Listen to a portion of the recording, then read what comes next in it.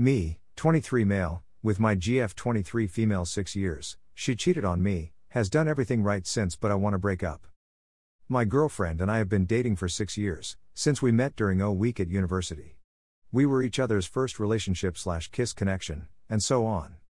Our relationship has been relatively unremarkable. There were many ups and downs, but we persevered as we matured from teenagers to young graduates/professionals. She cheated on me in October of last year. I was in my last year of medical school at the time. I was out of the country for 6 months for rotations. When I returned, I studied/crammed for my final exams for a month. Our connection was strained at the time, first due to the distance, and subsequently due to my examinations. During the difficult period, she befriended a colleague at the drugstore where she works. It was a few days before my exams when she cheated. We had a disagreement in the morning over my waking her up when I returned from the library at 4 a.m. She said I was ignoring her and not taking her needs into account. I apologized for being so stressed out and not being a good boyfriend the previous few weeks. She expressed her dissatisfaction and said that we will have a serious discussion when she finished her assignment. She went to work, then went out for drinks with her colleagues. She was intoxicated and ended up blowing one of the men in a bar's restrooms. She panicked out halfway through the deed and contacted a mutual acquaintance, who took her up. She then instantly admitted to me what had occurred the previous night, and she was visibly shaken/crying as a result of the experience. I was really numb and stressed from studying at the time. I suppressed all of my emotions and concentrated only on my final exams. She has been the ideal girlfriend since that fateful night. She quit her previous career, which she loved, and worked as a waitress until she just obtained a new pharmaceutical position. She severed all ties with her former drugstore employees. She has given me complete access to all of her texts, phone, and internet. She constantly updates me on her whereabouts, even though I didn't ask for it. She constantly begs for my permission to leave the house, etc. She has hired her own counselor and has also paid for couples therapy, which I've avoided for the past 6 months. She has been extremely open and honest with me, and she has answered all of my queries. She has been cooking, cleaning, and doing laundry for me. I got a lot of new clothing, etc. as a graduation gift. I bought myself tickets to Antarctica in December. She has been extremely understanding and tolerating of me, even when I was first chilly to her following the revelation. She has been an absolute saint in her efforts to salvage the relationship. The trouble is that I can't bring myself to care about any of it. I felt numb to the entire affair when she initially informed me. I haven't had any powerful feelings since then. I simply don't give a about it. I'm not furious with her, yet all I feel when I see her is revulsion. I know she's doing everything right and being so kind, but I can't seem to conjure any feeling other than hatred and apathy. She's attempted to kiss me/have with me after the event, and all I've gotten so far are half-hearted embraces.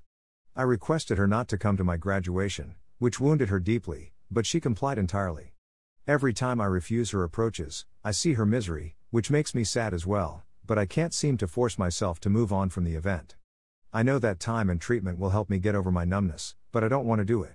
My hatred has now subsided, but I believe that even if she was completely loyal for the rest of our lives, this experience would remain in the back of my mind. Relationships shouldn't be this difficult this early on, in my opinion. I can't fathom how horrible our relationship will be in our 30s with the burden of finances/kids, etc. if we're going to therapy to cope with guilt/resentment in our 20s.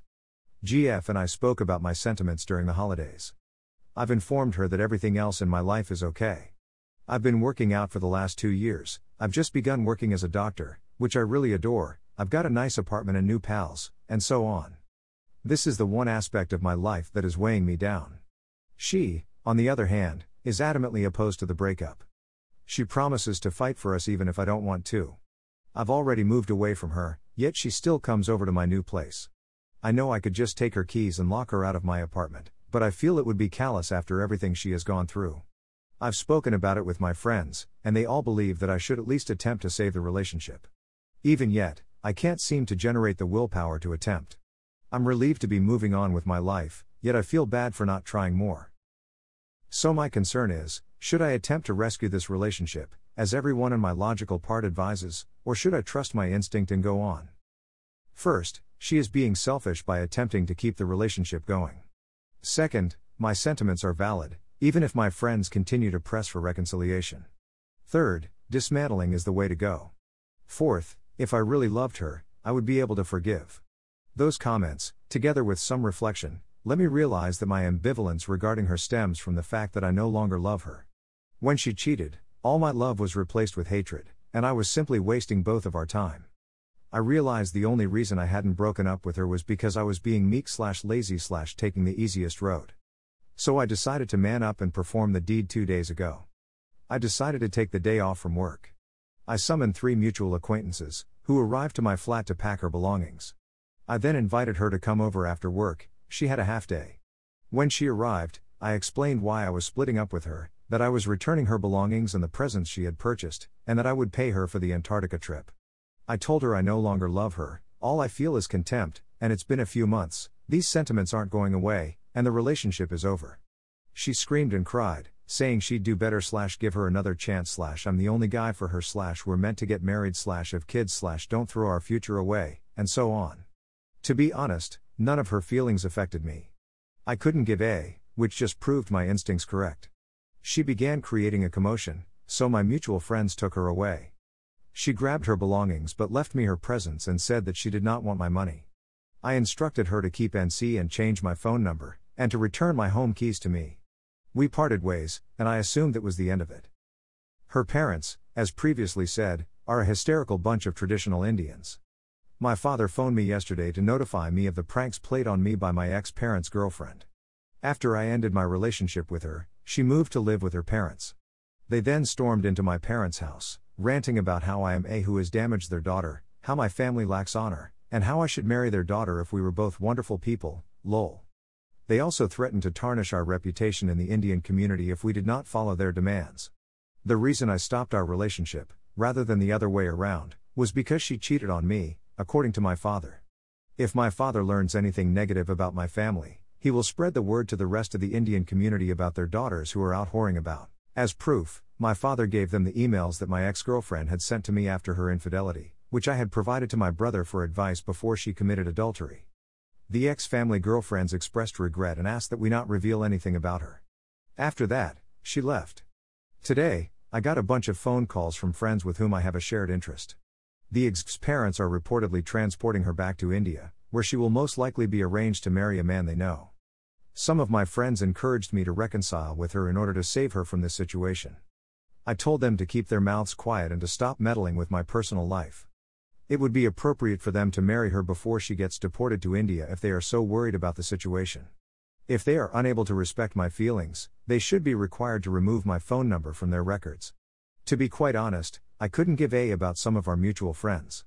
I've made new friends at work, so it's not a big deal if I lose touch with some old ones as a consequence of this divorce.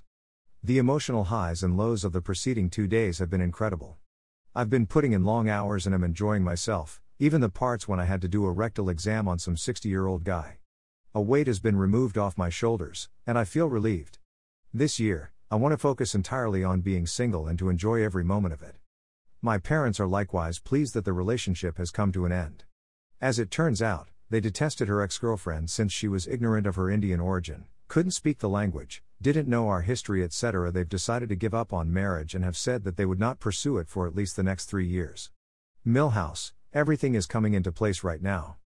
Only thing I'm hoping for is that the ex's parents don't get into any more Bollywood-style pranks or drama.